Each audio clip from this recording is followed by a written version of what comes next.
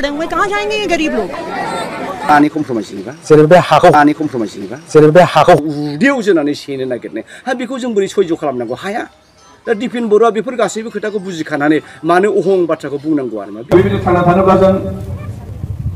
बर'फ्रा आबादारिखौ मोननांगोन आबादारि सोरबा दैदेनगिरिया साननैनि थाखाय इमसनेलि बाथ्रा बुंनानै गोमालाङोब्लाबो दुलाराय बर' फरायसा आफादनि दैदेनगिरिया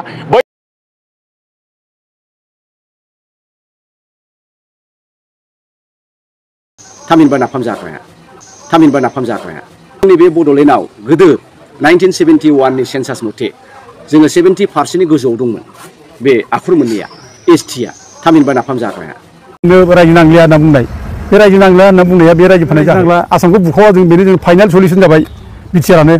बे रायजो फानाय जायाखै माथो बिटिसिखौ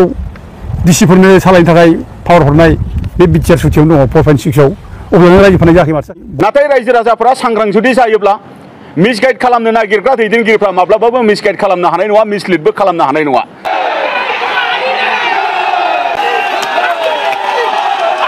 रायजो नांलिया होनना बुंनाय बे रायजो नांलिया होनना बुंनाया बे रायजो फानाय जाग्रा आसामखौ बुखावा जों बेनो जों फाइनाल सल्युसन जाबाय बिटिआरआनो बे रायजो फानाय जायाखै माथो बिटिसिखौ डिसिफोरनो सालायनो थाखाय पावार हरनाय बे बिटिआर सुथियावनो दङ 4.6 आव अब्लानो रायजो फानाय जायाखै माथो बनसु ट्राइबेल स्टुडेन्टस इउनियन जयैनो जोङो बिटिसि सेक्रेटारियाव फैदों जों फैनायनि खारना जाहैबाय थांनाय 24 एप्रिल खालि बिटिसिआ बाजेट सेसनाव 26टा रेस्ट्रिक्टेड हलिडे लादों आरो बे 26टा रेस्ट्रिक्टेड हलिडे लानायनि गेजेराव मोननै रेस्ट्रिक्टेड हलिडेखौ जों अपोज खालामदों बे जाहैबाय मोनसेया 13 नम्बराव होदों आलिमेस डिसिफोरनो रेस्ट्रिक्टेड हलिडे होनाय ओमफ्राय मोनसे जाहैबाय 14 नम्बराव ट्राइबेल्सफोर रायजोनि नामै रेस्ट्रिक्टेड हलिडे होनाय हलिदारफोरनो दा जों बे मोननै रेस्ट्रिक्टेड हलिडे होनायखौ जों अपोज खालामनानै जों मेम'रेन्डाम होदोंमोन दा खिन्थु दुर्भाग्य मेम'रेन्डामानो बिटिसिआव गोमानानै दंनो दा दासिम फाइलानो जायाखै दा जोङो प्रिन्सिपाल सेक्रेटारिखौ लोगो मोनखांबाय बेखौ लानानै ओमफ्राय बिथाङा जोंखौ साबमिट खालामफिनदो होनना बुंदों दा जों बेखौनो दुखु फोरमायो जे एफा गिदिर बे बिटिसि अफिसाव बिटिसि सेक्रेटारियाव फाइला जे मिसिं जायो बे आसरित साननो गोनां जाबाय आरोखि दा बे सिरियास मेटार बियो बर'फोरनि थाखाय नों बे प्राइभेट रायजोखौ कलिताफोर होननाय बाथ्रा आरो आलिमेस बर'नि राजा दा बेखौबो नोङो सोरबा देसि जाथिनो रेस्ट्रिक्टेड हलिडे फालिनायनि जायनाखि बिटिसि सेक्रेटारियाव डिसिसन लाबाय बे जोबोद सिरियास मेटार बियो मानोना बियो अफिसियेल रेकर्ड जाबाय बियो ओमफ्राय अफिसियेल रेकर्ड जानायनि गेजेरजों बेखौनो बुंनाय जाबाय जे प्राइभेट रायजोआ बर'फोरनि नङामोन बे कलिताफोरनिसोमोन होननाय जाबाय आरो लोगोसे आलिमेसाबो सोरबा देसिफोरनिसोमोन बेखौ होननाय जाबाय दा बेखौनो बे सिरियास मेटारखौ लानानै जों बेखौ गोरलै लायाखै आरो बर'फ्रा रावबो बेखौ गोरलै लानो नाङा मानोना हिस्ट्रियानो जोंनि सिनायथि हिस्ट्रि गैयाब्ला मोनसे हारिया खुनु जेबो थाया हिस्ट्रियानो जोंखौ जोंनि परिचयखौ होयो हिस्ट्रियानो जोंखौ जोंनि गासिबो मोजां गाज्रि फोरमायो आरो बेनो जोंखौ सिगां फारसे दावगानो थुलुंगा होयो दा दिनै बे हिस्ट्रिखौनो जुदि जों माने फाननानै लायोब्ला जोंनि नङा होनना बुंब्ला ओमफ्राय दुखुनांथावसिन बाथ्रा जेबो थानो हाया दिनै पृथिबियाव इसिबां दावहा जायो बे गासिबो गावबा गाव जारिमिनखौ हिस्ट्रिखौ लानानै दावहा जायो दा जोंनिया जोंनि रायजोखौनो जोंसो नङा होनना बुंब्ला बे बोरै जानो फालाय दा जों बयबो मिथिगौ प्राइभेट रायजोखौ बर'आनो रायजो खुंलांदों गोदो गोदाय बर'फोरखौ असुर दानब होनना बुङोमोन महिरंग दानबनिफ्राय आरम्भ खालामनानै बे प्राइभेट रायजोआव नरखासुरमोन रायजो खुंदों बिनि उनाव कामरुप रायजो बर्मन फोलेरा रायजो खुंलांदों बे गासिबो बर' राजाजोंमोन बर'फ्रा रायजो खुंनानै बेखौ हिस्ट्रियाव रोखा रोखा मोननो थाङो दा दिनै बेखौनो जुदि प्रमद बर'मोनहा जुदि प्राइभेट रायजोआ जोंनि नङामोन होनब्ला जोंहा जेबो अस्तित्व थाया बर'फ्रा जेबो सिनायथि थाया आरो प्राइभेटफोरनि जायनाखि जोंनि रायजो खुंनाय प्राइभेटफोरा जोंनि रायजोमोन बे रायजोखौनो जों लालायनानै बिथा खालामनानै जों बर'फ्रा दिनै रायजो बिनो रोंदों आलादा बड'लेण्ड रायजो नांगौना जों बिनो रोंदों आरो आलादा रायजो बड'लेण्ड बिनायनि उनावनो जों दिनै बिटिसि मोनदों एफा गिदिर जोंनि सिनायथि बे सिनायथिखौ जों दिनै मालायनो होखोमानाया बे जाथि फाननाय जादों हारि फाननाय जादों रायजो फाननाय जादों बियो दा बेखौनो लानानै दिनै प्रमद बर'आ माने मिडियाफोरनि सिङाव बे बुंदों जे माने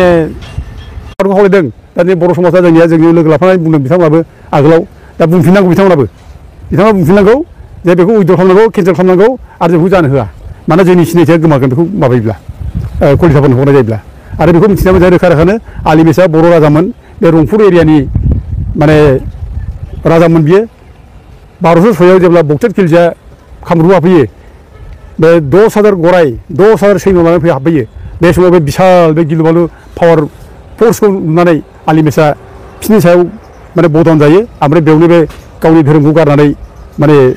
इस्लाम धोरोम हाबो बे समनिफ्राय बियो आली मेस नाम लायो दा गथे जोंनिसो सिनायथि बेखौ जों मालाय होनो हाया दा बेफोरबायदि जारिमिनखौ जों जाहाथे मालायनो गथायनायखौ जों अपोज खालामो आं बेखौ बयखौबो खावलायो माने हारि फानग्रा होननानै बुंदों दा बे हारि फाननायनि दखानाव बबाव दं होननानै बे बाथ्राखौ बुङो आरोखि अबाव मोनो हारि फाननायनि दखानाव बबाव दं अबे दखानाव मोनो बे बाथ्राखौ बुंदों बे लासिं सिं बाथ्रा बे प्रमद बर' सासे सिबा बे एफा गिदिर इसु लानानै बे गोरलै एखेरे नंथारै बाथ्रा बुंनाय रायजो राजानि सिङाव फोलानाय बेनिफ्राय देरसिन फरायसुला बेनिफ्राय देरसिन माने फोलाग्रा नंखाय खोथा बुंग्रा मिसलिया मानसि बेनिफ्राय थानो हाया रावबो दा नोङो जाति फाननायनि दखान बुंमोन दंखालाय अबाव दखानाव थायो फालाय बेलाय नोङो थागिबिफोर रायजोआ कलिताफोरनिसोमोन होननानै बुंनाय बे जाति फाननाय जायाखै बे आली मेसा बर' नङामोन बियो बे देसिफोरनिसोमोन होननाया माननाय जायाखै बेलाय बे रायजो फाननाय जायाखै जाति फाननाय जायाखै बे दा बेखौ जाति फाननाय होनना बुङोब्ला जाति फानग्रा बर' होनब्ला बेयाव मा भुल दं बेथ' नंगौना आरो बेल' मानो नोङो बिटिआर सुक्ति जाय खालामनानै लाबोबाय बे बिटिआर सुक्तियाव नोङो बड'लेण्ड रायजो नाङानानै लिरना गारबाय इन्ट्रडाक्सनाव नों रोखा मोनो बिनि इन्ट्रडाक्सन बे बड'लेण्ड सुक्ति बे माने बिटिआर सुक्ति बेयाव रोखा मोनो बे जोंनो रायजो नांलिया होनना बुंनाय बे रायजो नांलिया होनना बुंनाया बे रायजो फाननाय जायाखै बे मानाय जादोंमोनलाय इन्ट्रडाक्सन लिरदों जोङो रायजो नांला आसामखौ बुखावा जों बेनो जों फाइनाल सलिउसन जाबाय बिटिआरानो बे रायजो फाननाय जायाखै माथो जाखाबायलाय आरो नों बे बिटिआर सुक्तियावनो लिरनानै दोनदों आरोबाव नोङो जे माने 3 पइन्ट साबकस्टुआव जे बिटिसिनि बाउन्डारिखौ दानख'नांगौ जेसेबां माने नन ट्राइबेल पपुलेसन थानाय दं 50% बारा बेखौ दानख'जोबनांगौ होनना बुंबाय बे रायजो फाननाय जायाखै ना मा जादोंमोनलाय आरो नों बे बिटिआर सुक्तियावनो लिरबाय नोङो आरोबाव बिटिआरखौ प्रिन्सिपाल सेक्रेटारि सालायनाय नङा सिइअ सालायगोन बे मानो जाखो बे रायजो फाननाय जायाखैब्ला आरो नों बे बिटिआर सुक्तियावनो नोङो बुंबाय नोङो जे 4.6आव जे माने माबाखौ मा होनो बे बिटिसिखौ डिसिफोरनो सालायनो थाखाय पावार हरनाय बे बिटिआर सुक्तियावनो दङ 4.6आव अब्ला नों रायजो फाननाय जायाखै माथो जाखो बेलाय ओमफ्राय नोङो 7.2आव नों लिरबाय नोङो बे जेसेबां हा हु दं बिटिसिनि फरेस्ट लेन्ड बे ग्रिजिं फिल्ड कास्ट लेन्ड ओमफ्राय रिभारेन्ट एरिया बेफोर गासैबो आसाम गभर्नमेन्टनो माने नायनो हगारना होनाय जाबाय बे रायजो फाननाय जायाखैबा मानाय जादों बेलाय आरो नोङो लिरबाय नोङो आरोबाव नोङो 9.4आव बिटिआर सुक्तियाव बेयाव लिरबाय नोङो जेसेबां माने जेल जानाय हाइनेस केसाव थानाय माने एनडिबिनि केडारफोर दं बिसोरखौ माने बख'नाय बाथ्रा बुङाखै गवासो गासिबो माने बे सुक्तिजों बिटिआर सुक्तिजों 9.4नि गेजेरजों माने हाइनेस केस गोनां मानसिफोरखौ गासिबो जेलाव जोबनानै दोननांगौ होननानै सुक्ति खालामना फैबाय अब्ला बे जाथि फाननाय जायाखै बेखार जाथि फाननाय जाबाय दा बेफोर खेथ्रआव दिनै बर'खौ जाथि फानग्रा हारि फानग्रा होननायाव माने मा भुल दं मा गोरोन्थि दं आरो बेखौ बिथाङा जुदि बुङोब्ला अबे दखानाव मोनो रायजो फाननाय दखानाव बबाव दं होनना बुङोब्ला ओमफ्राय जगन्यसिन नेता मा थानांगौ एथ' थुलुङा भाषा एथ' जगन्य भाषा एथ' सिरियास भाषाखौ दिनै बे माने एथ' सिरियास मेटारखौ दिनै बे अबेबा दखानाव जागोन थिबाय बे दखानाव मोनो ना बेखौ बे लेखायाव नायबानो जाबाय ना बे नोंनो रायजो नांला होननाय बे बिटिआर सुक्तियाव दंना आरो नोंनि बे दानि नैबे जायनाखि बे बाजेट सेसनाव जायनाखि माबा लानाय डिसिसन लानाय 24 एप्रिलाव थागिबिफोर रायजोखौ माने कलिताफोरनो होननाय आली मेसखौ नोङो माबानो होननाय डिसिफोरनो होननाय बे मा होननाय जाखो बेलाय रायजो फाननाय जायाखैब्ला बे लेखायावनो दंना नों बेखौ फाग्ला थांबाथाय नंबै गोदावफोराव बे रायजो फाननायनि दखानाव बबाव दं फालाय नागिरना अबावबा मोनो नामा होनना बुंनाय बे मुगैथाव राव बेयो जों बेखौ निन्दा खालामो आं बेखौनो दा बर' रावजों बुंलुदों प्रमद बर' बिथांखौ जे नोंथाङा रायजो फाननायनि जुदि दखान नागिरनानै मोनाखिसैब्ला दखानसो नागिरबायब्ला नों रायजो फानना फैनाय लेखाखौ नागिरना मोनाखिसैब्ला नोङो दखानसो नागिरबायब्ला नोङो बे माबानि भरालिनि सारियाव हाबनानै नागिरदों नोङो रायजो फाननायनि डकुमेन्टखौ नों बेयावसो मोनसिगोन नोङो लाजिनांगौ बिदि बाथ्रा बुंनो दा दिनै नों लेखा रोखा दंजोबो गासिबो नों रायजो फाननाय लेखाफ्रा रोखा दं नों बबे दखानाव नागिरनाय बाथ्रा बुंदों नोंलाय दा बे सिरियास बाथ्रा जों दिनै बिटिसिआव दाबि खालामो इमिडियेटलि बेखौ माने केन्सेल खालामनांगौ बे थागिबिफोर रायजोखौ बे कलिताफोर होननाय बेखौ जों माने केन्सेल खालामनांगौ इमिडियेटलि आरो केन्सेल खालामाबा लासिं सिं जागोन बर'फ्रा दिनै आली मेसनि बाथ्रा बेखौ जुदि देसिफोरजों हरनायब्ला बर'फ्रा लासिं जागोन कलिताफ्रा रंजा खुसि मालाय बिरादनो थागिबिफोर रायजो दिबस पालन खालामगोन जों बेखौ बोरै सैज्य खालामनानै नायबाय थानो फालाय जों बोरै सैज्य खालामनो 22 डिसेम्बरखौ कलिताफोरनो हगारदों रेसिडेन्ट हलिडे बिसोर मालाय 22 डिसेम्बरखौ माने रंजा खुसि माने पालन खालामगोन दा जों बर'फ्रा लासिं सिं गावनि रायजोखौनो नोङो मालायनो हगारनायनि उनाव सोरबा रंजाब्ला जों सिरि नायबाय थानो जाहैबाय लासैनो बेसेबा माने मेटार बे सिरियास मेटार बे सिरियास मेटारखौ दिनै माने जोङो बर'फ्रा बयबो बेखौ अपोज खालामनांगौ स्ट्रंलि जारिमिन गैयाबा जाथिया खुनु जेबो थाया जारिमिनासो असे सिनायथि बे जारिमिनखौ जों लाखिनांगोन बेखायनो जों बयबो बर'नि आफादखौ खावलायदों दिनै दुलाराय बर' फरायसा आफादखौ दिनै जों मा बुंबावनो बेखौ दालाल जानानै थाबाय गभर्नमेन्टनि जेबो बुङा बिसोर फंसे खोथा बुङा दिनै बेफोर बाथ्राखौ बेफोर बर'मोनहा बुंनांगौमोन रायजो बिग्रा मानसि बिसोरो जाथिनि खोथा बुंग्रा मानसि बिसोरो बर' जाथिनि जों खुनु दिन जों माने माबा खालामनो हाया नायनानै थानो हाया जोङो जाथिनि मावो जों होनग्रा मानसि दिनै रायजो फाननाय बाथ्रा बुंबाय कलिताफोरनोसो माने माबा बुंबाय प्रमद बर'आ थागिबि रायजोखौ बे समाव बेफोर बर'आ सिरि थायोब्ला बेफोर लासिं सिं मा जानांगौ बेलाय मानि कमप्रमाइस जेनेबा जेनेबा बे हाखौ हगारा बिसोरबो गावसोर बे आदा कम्पानिखौ बानायथारगोन आरोखि आदानि कम्पानिखौ बानायथारगोन बेखौ आं नुदों ससे नुदों आरोखि नङा दिपेन बर' बिथाङालाय रायजो राजानि जानानै बुंग्रा पाब्लिकनि स्पक्स पार्सन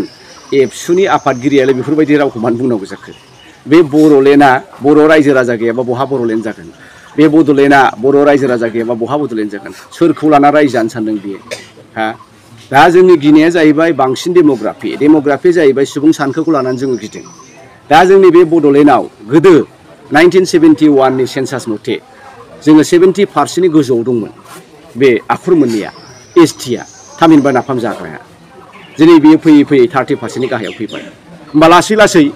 लासै ट्राइबेलफ्रानो गैया नन ट्राइबेलासो बांसिन ओमफ्राय बे मा जाहैगोन बे नोंनि 6 सिडुलावबो बोखारजाबाय गासैबो बोखारजाजोब्बाय बे भबिष्यतआव जोंनो रायजो नांगौमोन होननाय जेबो एजेन्डायानो थानाय नङा बा केपासिटियानो थानाय नङा लामायानो थानाय नङा दा बेखौसो बासायनो रायजो राजा गोरिब गुन्द्राया बुजिदों दा बिथांमोना दस्रा बुजिबाथ' आलदा खोथा आरो नोंथांमोना रायजोजों दावहा नांनानै बुख्रुब सुख्रुब बुथारजोबनानैबाबो जेराव जोबथारजोबनानैबाबो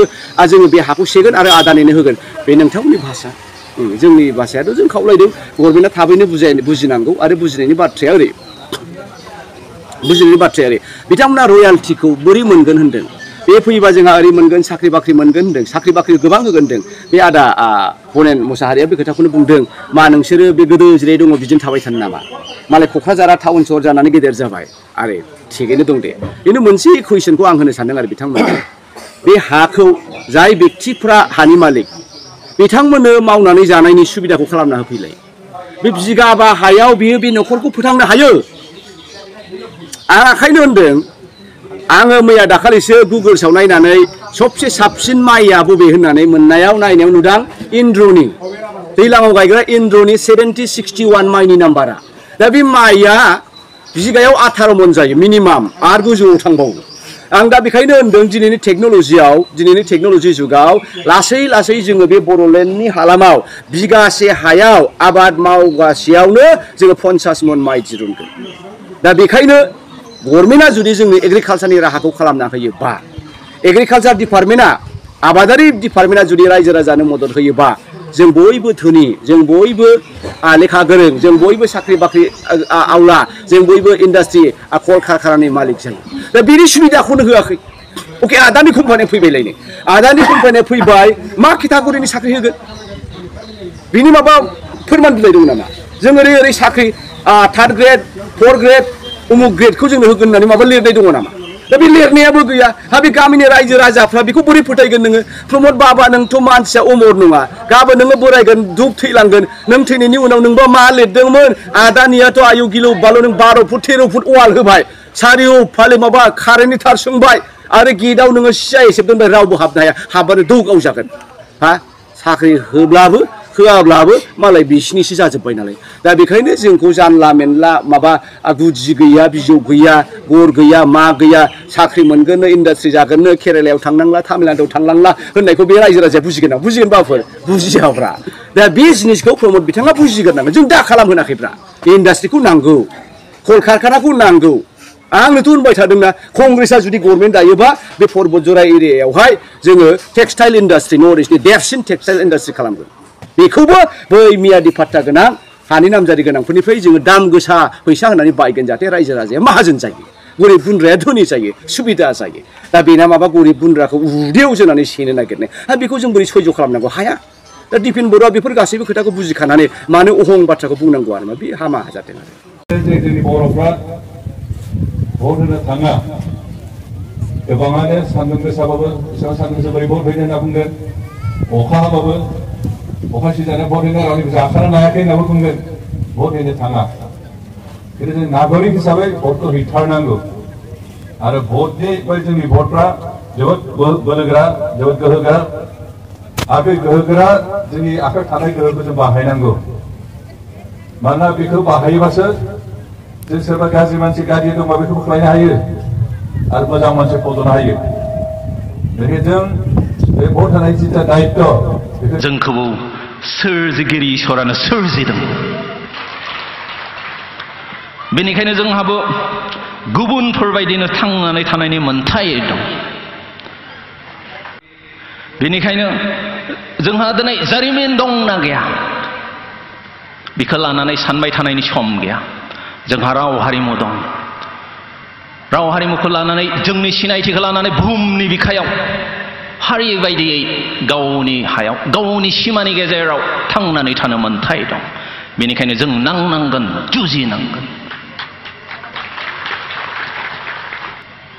20% एबा मेजरिटिनि खोथा गैया हारि बायदियै थांनानै थानायनि जुजिनाय आरो दावहाया जुगामि जानांगोन बेवहाय नन एक्जिकिउटिभ एक्जिकिउटिभ आरो गुबुन गुबुन माने केटेगरिनि जिखिनि जबफोरनि रिक्रुटमेन्ट पलिसिफोरा मा बे बाथ्राफोरखौ जोङो सरकारखौ लोगोसे माने आसाम सरकार बिटिसि सरकार आरो भारत सरकार बिथांमोननिफ्राय जोङो मिथिनो लुबैगोन आरो बिथांमोनहा मिथिहोनायनि दायित्वआ बिथांमोननि दा बेवहायनो जोङो दिनै जोंनि थाखाय मोनसे सिरियास बाथ्रा दिनै जोंनो जौगानाय नांगौ नाथाय जौगानायखौ मोननो थाखाय जोंनियाव अनुस्थान प्रतिष्ठान गैया बेफार बानिज्य गैया लेखा रोंनानै दिनै सरकारि साख्रि गासैबो मानसिया मोनजोबा जायनि थाखाय जोंनि गथ' गथाय जोंनि लाइमोनफोरा गुबुनाव थांनो बाध्य जायो सोरबाया लेखा रोंनानै टेलेन्ट आरो स्किल बा हायार एजुकेसन मोननानै फरेनाव बा जोंनि हादरनिनो गुबुन कम्पानि गुबुन माने प्राइभेट कम्पानि गुबुन गुबुन डिपार्टमेन्टआव खामानि मावो जोंहा बेवहाय जेबो बुंनो गोनां गैया नाथाय आनस्किल बा माने जे जोंनि रोङै बा जोंनि बे माने उन्दै उन्दै फरायसाफोर ड्रप आउट जानायनि गेजेरजों न'खराव रांखान्थि गैयैनि थाखायसो दिनै गोबाङा माने दिनै गुबुनावहाय खामानि मावदों दिनै मा होनदों पान्जाबाव थांदों दिल्लीयाव थांदों मुम्बाइआव थांदों बेंगालराव थांदों गवायाव थाङो बहाबा थाङो खामानि मावहैयो बेबायदि थासारिफोरखौबो जोङो नुदों दा बेखायनो बे गासैबो थासारियारि सिचुवेसनखौ जोङो नुजोबनानै दा बेखायनो जोंनि स्टेन्डआ बेनो जे जोंनि हा जोंनि रायजो राजा आरो जोंनि न'खरनि हा हु बा डिसप्लेसमेन्ट जाया हुसियायैनो जुदि बै प्रजेक्टआ जायोब्ला जोंनि रायजो राजाफोरा माबायदि बेनिफिट जागोन बे बाथ्राखौहाय जोङो दिनै माने सरकारनिफ्राय जोङो मिथिनो लुबैगोन आरो बे बाथ्राखौनो लानानै जोङो दिनै खामानि मावबाय थादों आरो रायजो राजाफोरनि खहा जुदि जागोनब्ला रायजो राजानि जानानै जोङो बाथ्राखौ बुंगोन आरो दाबो बुंबाय थादों दिनैसिमबो जोङो बुंबाय थादों रायजो राजानि जानानैनो रायजो राजानि सेन्टिमेन्ट इमोसन आरो रायजो राजानि जिखिनि मोनसे जुक्ति हहकारि बिथांमोननि जिखिनि मोनसे अपिनियन बेखौ जोङो नाजावबाय थादों दा बेबायदिसो जोङो खामानि मावगोन आं बेखिनि बाथ्राखौ नोंथांमोननो फोरमायबाय गोजोन्थों राजाफोरखौ लिडबो खालामनो हायो दैदेनगिरिफोरा रायजो राजाफोरखौ मिसगाइडबो खालामनो हायो गोबां रायजो राजाखौ नाथाय रायजो राजाफोरा सांग्रां जुदि जायोब्ला मिसगाइड खालामनो नागिरग्रा दैदेनगिरिफ्रा माब्लाबाबो मिसगाइड खालामनो हानाय नङा मिसलिडबो खालामनो हानाय नङा दा बेखायनो जों बर' रायजो राजाफोरा सोरबा नेगेटिभ दैदेनगिरिजों मिसगाइड खालामजाबोफेराखै सोरबा नेगेटिभ दैदेनगिरिजों मिसलिड खालामजाबोफेराखै आरो दुलाराय बर' फरायसा आफादा रायजो राजानि जानानै जेब्लायबो खामानिखौ मावबोदों बिनि थाखायनो रायजो राजाफोरा मिसलाइड आरो मिसगाइड खालामजानायनि बाथ्रा गैया आरो परबतजरा ओनसोल बासबारि ओनसोलनि रायजो राजाफोराबो नैबे समाव सर्ट टाइमनि थाखाय सासे सानै सोरबा राजखान्थिनि दैदेनगिरिफ्रा मिसगाइड आरो मिसलिड खालामनो सानदोंब्ला बियो सानसे साननैल' बिदि होननानै बै ओनसोलनि रायजो राजानि इन्ट्रेस्टनि जोङो बिरोधी नङा आरो बै रायजो राजानि इन्ट्रेस्टनि थाखाय पार्मानेन्ट मोनसे सल्युसननि थाखाय आरो नैबे जोंनि हा हु धोन सम्पति बेखौ रैखा खालामनांगौनि थाखाय जोङो बर' रायजो राजाजों थानानै जेरै थांनाय समाव खामानि मावबोदों दिनैबो बै ओनसोलनि आरो गासै रायजो राजानि माने स्टेन्ड खालामनानै जोङो बाथ्रा बुंगोन जोङो रायजो राजानि ग्रेटार इन्ट्रेस्टआव जोङो खामानि मावगोन बिथांमोना राजखान्थियारि मोनसे माने सोलो आरो राजखान्थियारि मोनसे सार्थनि थाखाय बायदि मैया बाथ्रा बुंनो हागौ बिथांमोना बुंगोन बिथांमोन बुंनायाव जोंहा जेबो बुंनो गोनां गैया नाथाय बिथांमोना गावसिनि इस्यु आरो माबा मोनसे बुंनो थांनानै दुलाराय बर' फरायसा आफादखौ जुदि नंखाय जुदि रायजो राजाफोरनि गेजेराव नेगेटिभ जुदि केम्पेइन खालामोबा बिथांमोनखौ जोंबो स्पेयार खालामनाय नङा आरो दुलाराय बर' फरायसा आफादा स्पेयार खालामबोफेराखै आरो रायजो राजाफोराबो बे बाथ्राफोरखौ मिथिगौ आरो रायजो राजाफोराबो बे बाथ्राफोरखौ दिनै बिसास खालामो दिनै दुलाराय बर' फरायसा आफादा 1967 जोनोम लाखांनायनि उनाव दिनै जेरैबायदि खामानि मावबोदों बर' हारिनि मोनथायनि थाखाय बर' हारिनि रैखाथिनि थाखाय बर' हारिनि थामोनथानि थाखाय बर' माहारियारि बादखौ लानानै जेरैबायदि खामानि मावबोदों आरो दुलाराय बर' फरायसा आफादा सोरबा दैदेनगिरिया साननैनि थाखाय इमसनेलि बाथ्रा बुंनानै गोमालाङोब्लाबो दुलाराय बर' फरायसा आफादनि दैदेनगिरिया बै ओनसोलनि पर्बत जरानि रायजो राजाफोरजों आरो गासै बर' हारिनि रायजो राजा दाब दाब ओनसोलाव थानाय रायजो राजाफोरखौ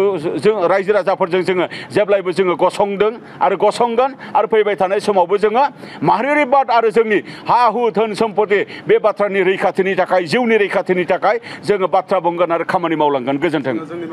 बुंदों जे दिनै बे प्रजेक्टआ गायसन जायोब्ला बिनिफ्राय जों बेसेबां मुलाम्फा जागोन